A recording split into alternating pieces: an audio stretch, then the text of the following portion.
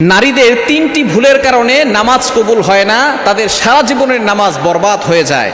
অনেক মা বোন আলহামদুলিল্লাহ এখন দিনের পথে ফিরে এসেছে, তারা এখন নামাজ পড়া শুরু করেছে, কিন্তু তারা তিনটি ভুল করলে আল্লাহ পাক রব্বুল আলামিন তাদের সারা জীবনের নামাজটাকে বরবাদ করে দিবেন, তাদের নামাজ আল্লাহর কাছে কবুল হবে না। নাম্বার ওয়ান, এক নাম্বার হচ্ছে যেই সকল নারীরা তাদের যখন নামাজে দাঁড়ায় তখন তাদের চুল সামনে অথবা পিছন দিক থেকে বের হয়ে থাকে। মনে রাখবেন, নারীদের নামাজ পড়ার সময় চুলটাকে ভালো করে হিজাব করে চুলটাকে ঢেকে রাখতে হবে। অনেক নারী নামাজ পড়ে কিন্তু চুলগুলো ঢেকে রাখে না, মনে করে আমি তো ঘরের ভিতরে আছি। আপনাকে নামাজ পড়তে হবে, এভাবে পর্দা করেই নামাজ পড়তে হবে, অর্থাৎ হিজাব, বড় হিজাব বর্তমানে পাওয়া যায়। এই বড় হিজাব এমনভাবে পড়বেন যাতে করে সামনে অথবা পিছন দিক থেকে আপনার চুল বের হয়ে না থাকে, এভাবে আপনি নামাজ পড়বেন। যদি কোনো নারীর চুল বের হয়ে থাকে তাহলে তার নামাজ হবে না। সারা জীবনের নামাজ, এত নামাজ সে কষ্ট করে পড়তেছে, এই নামাজ শুধু সে নামাজ নামের জন্য থাকবে, সওয়াবের ক্ষেত্রে তার কোনো সওয়াব হবে না। এজন্য অবশ্যই এক নাম্বার হচ্ছে চুল বের করে নামাজ পড়লে সেই নারীর নামাজ কবুল হবে না। নাম্বার টু, দ্বিতীয় নাম্বার হচ্ছে নারীদের শরীরের কোনো অংশ যদি নামাজের ভিতরে দেখা যায় তাহলে কিন্তু তার নামাজ হবে না। শুধুমাত্র হাতের কবজি থেকে এতটুকু খালি রাখবে এবং পায়ের গোড়ালি থেকে নিচ পর্যন্ত শুধু নিচের অংশটুকু খালি রাখবে, আর সব জায়গায় ঢাকা থাকতে হবে, পর্দায় থাকতে হবে। অনেকে শাড়ি পরে নামাজ পড়ে, যার কারণে পেটের অংশ দেখা যায়, পিঠের অংশ দেখা যায়। এভাবে নামাজের দাঁড়ালে তাদের নামাজ কবুল হবে না, তাদের নামাজ আল্লাহ পাক রব্বুল আলামিন কবুল করবেন না, অ্যাকসেপ্ট করবেন না। এজন্য এক নাম্বার, চুল দেখানো যাবে না, নামাজের ভিতরে চুল ভালো করে ঢাকতে হবে। দ্বিতীয় নাম্বার হচ্ছে শরীরের কোনো অংশ দেখানো যাবে না। তিন নাম্বার হচ্ছে মোস্ট ইম্পর্টেন্ট, সবচেয়ে গুরুত্বপূর্ণ, সেটা হচ্ছে কোনো নারী যদি সুগন্ধি ব্যবহার করে, পারফিউম ব্যবহার করে, পরপুরুষের সামনে এমনভাবে পারফিউম ব্যবহার করে নামাজে দাঁড়ায় যাতে ওই পারফিউমের সুগন্ধি পরপুরুষের নাকে যায়, তাহলে কিন্তু তার নামাজ আল্লাহ পাক রব্বুল আলামিন কবুল করবে না।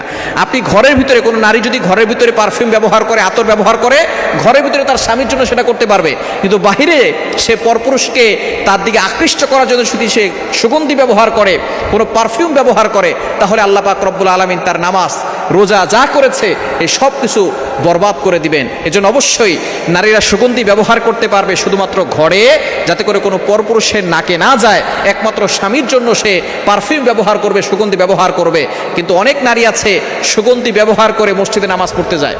কিছু কিছু মসজিদ আছে সেখানে, যেখানে নারীদের জন্য আলাদা জায়গা করে দেওয়া হয়েছে, সেখানে সে এমনভাবে পারফিউম ব্যবহার করে যে পারফিউমের কারণে পরপুরুষের নাকে তার সুগন্ধি চলে যায়। এরকম সুগন্ধি যদি পরপুরুষের নাকে যায়, আল্লাহ পাক রব্বুল আলামিন তার নামাজ কবুল করবে না। এজন্য অবশ্যই নারীরা নামাজের ক্ষেত্রে এই তিনটি বিষয় খেয়াল রাখবে। সেজদায় গিয়ে একটি আয়াত 10 বার পড়ে যা চাইবেন তাই পাবেন, আল্লাহ পাক রব্বুল আলামিন সকল দোয়াগুলো কবুল করে নেবেন।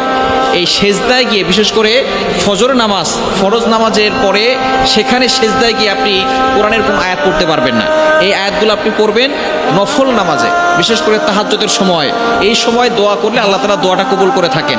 ফরজ নামাজে সেজদায় গিয়ে কোনো আয়াত পড়া যায় না, এটা পড়া জায়েজও নাই। সুতরাং আপনি যদি সেজদায় আয়াত পড়তে চান তাহলে আপনি পড়বেন নফল নামাজে।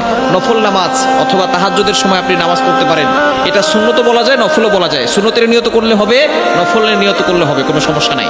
আপনি তাহাজ্জুদের সময় দোয়া কবুল হয়, আল্লাহ পাক রব্বুল আলামিন এই তাহাজ্জুদের সময় রাতের শেষ অংশে প্রথম আসমানে আসেন। মুয়াজ্জিন 5 বেলা মানুষদেরকে ডাকে, হাইয়া আলাস সালাহ, হাইয়া আলাল ফালাহ, কাম টু দ্য সাকসেস, সফলতার দিকে আসো, কল্যাণের দিকে আসো। কিন্তু একটা সময় এমন আছে যে সময় আল্লাহ তাআলা নিজে প্রথম আসমানে এসে বান্দাদেরকে ডাকতে থাকেন, কার কি লাগবে আমি আল্লাহর কাছে বলো, আমি আল্লাহ তাআলা তোমাদের সকল চাওয়া পাওয়াগুলো কবুল করব। সুতরাং আপনি তাহাজ্জুদের সময় সেজদায় গিয়ে আপনার